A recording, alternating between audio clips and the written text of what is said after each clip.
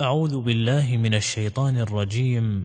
يا قوم إنما هذه الحياة الدنيا متاع يا قوم إنما هذه الحياة الدنيا متاع وإن الآخرة هي دار القرار.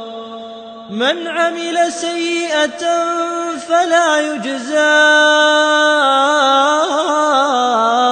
إلا مثلها ومن عمل صالحا من ذكر أو أنثى وهو مؤمن فأولئك يدخلون الجنة يرزقون فيها بغير حساب. ويا قوم ما لي أدعوكم إلى النجاة وتدعونني إلى النار تدعونني لأكفر بالله وأشرك به ما ليس لي به علم وأنا أدعوكم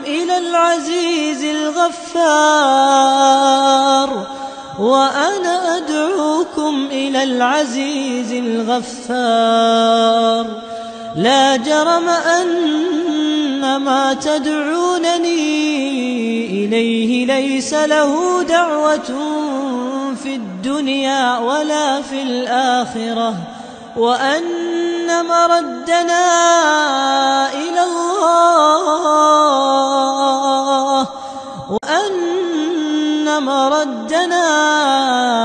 إلى الله وأن المسرفين هم أصحاب النار.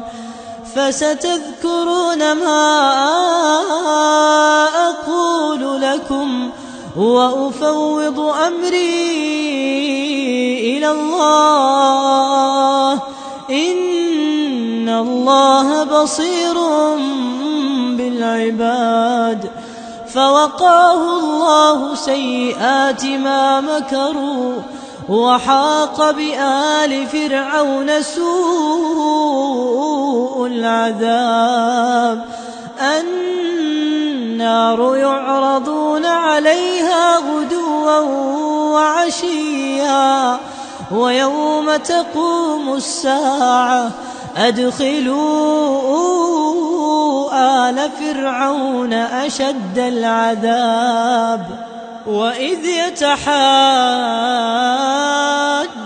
في النار فيقول الضعفاء للذين استكبروا إنا كنا لكم تبعا فهل أنتم مغنون عنا نصيبا من النار.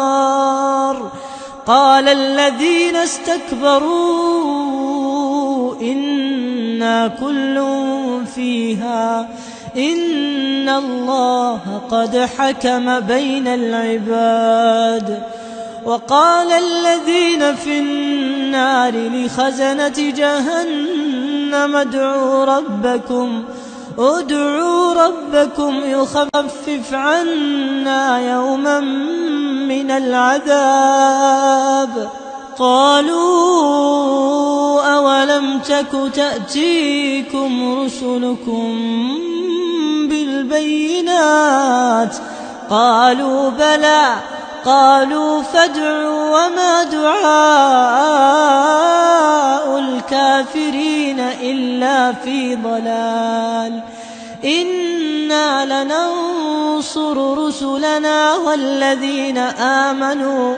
والذين آمنوا في الحياة الدنيا ويوم يقوم الأشهاد يوم لا ينفع الظالمين معذرتهم ولهم اللعنة ولهم سوء الدار.